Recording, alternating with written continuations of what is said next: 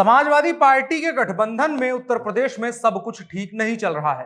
वाराणसी क्षेत्र की एक सीट है रोहिनिया विधानसभा। यहां से समाजवादी पार्टी के गठबंधन के जो हिस्से हैं अपना दल केमरावादी के खाते में वो सीट आई थी।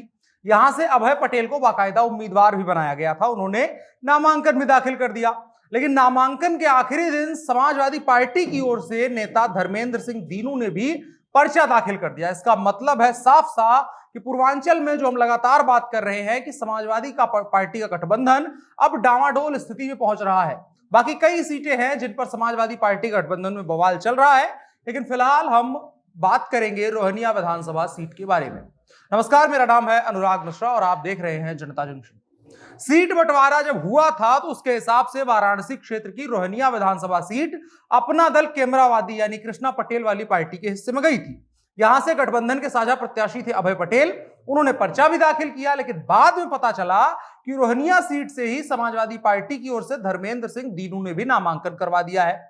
इसके बाद गठबंधन में जो दरार अब तक हल्की धुंधली थी वो साफ साफ दिखने लगी है। गठबंधन प्रत्याशी अभय पटेल ने समाजवादी पार्टी के ऊपर पीठ में छुरा घोंपने का आरोप लगाया है। बहरहाल सपा के सिंबल पर धर्मेंद्र सिंह दीनू ने पर्चा दाखिल करके यहां राजनीतिक पारा जो है वो उसका वोल्टेज बढ़ा दिया है। और अब होगा क्या? कायदे से गठबंधन के नियम के हिसाब से देखा जाए तो अब गठबंधन जैसी तो कोई चीज रही नहीं और टूटने और जुड़ने का कोई सवाल नहीं पैदा होता। इसके पहले भी हमने बात की है कि किस तरीके से समाजवादी पार्टी के साथ जो गठबंधन में पार्टियां हैं, खास करके पूर्वांचल में, वो कई सीटों पर चुनाव लड़ने के लिए राजी नहीं हो रही हैं, या फिर वो जहां से चुनाव लड़ना चाहती है वहां से सपा टिकट ही नहीं दे रही है। यहां तक कि कृष्णा पटेल की बेटी पल्लवी पटेल को जब स्वामी प्रसाद मौर्य के खिलाफ चुनाव लड़ने का टिकट मिला था सिराथू से, तब भी नाराजगी साफ देखने को मिली थी। चाहे वो पल्लवी पटेल हो, उनके पति हो, सभी लोगों ने इसको लेकर के नाराजगी दिखाई थी। हालांकि बड़ी छोटी पार्टी का जो अंतर था वो यहां देखने को मिला और चुपचाप अपना दल को आखिर में यह फैसला स्वीकार करना पड़ा। 17 फरवरी कल की तारीख वहां वाराणसी से विधानसभा चुनाव के लिए नामांकन की आखिरी तारीख थी। सपा से कैंट, उत्तरी और रोहिनिया से प्रत्याशी नामांकन करवाने के लिए पहुंचते हैं। इसमें रोहिनिया सीट समाजवादी पार्टी ने गठबंधन को यानी अपना दल केमरावादी को दिया है। इसके तहत अभय पटेल को टिकट दिया गया है। अभय पटेल भी नामांकन करवाने पहुंचे थे। अभय के साथ साथ समाजवादी पार्टी के बड़े नेता भी गठबंधन धर्म का पालन करते हुए समर्थन करने पहुंचे थे। लेकिन तभी धर्मेंद्र सिंह दीनू अपना नामांकन करके बाहर आते हैं और दावा करते हैं कि उन्होंने सपा के ही सिंबल पर रोहिनिया सीट पर नामांकन किया है।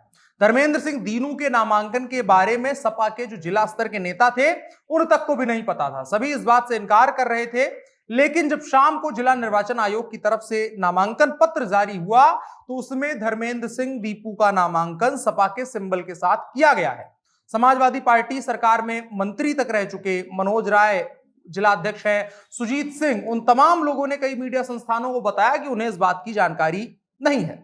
अब 3 सवाल यहां उठते हैं कि क्या गठबंधन टूट गया है, या फिर समाजवादी पार्टी को अपने घटक दलों पर भरोसा ही नहीं रहा है, और या फिर अखिलेश यादव डर गए हैं कि अगर पूर्वांचल में घटक दल मजबूत हो गए जो गठबंधन के दल है तो सपा की छीछालेदर हो जाएगी।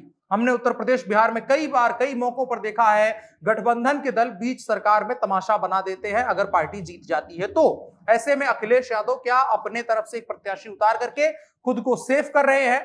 और उसके बाद यह भी चीज आती है कि अगर वहां के स्थानीय नेताओं को नहीं पता है तो क्या सपा का जो आला कमान है एक साइलेंट स्ट्राइक की तरफ बढ़ रहा है, और जिन सीटों पर जीतने की प्रत्याशा कम दिख रही है दूसरी पार्टी के नेताओं की, उनके बजाय अपनी पार्टी से गुपचुप तरीके से उम्मीदवार उतार रहे हैं। और अगर ऐसा हो रहा है तो पूर्वांचल में आने वाले दिनों में हम गठबंधन में बड़ी दरार देख सकते हैं।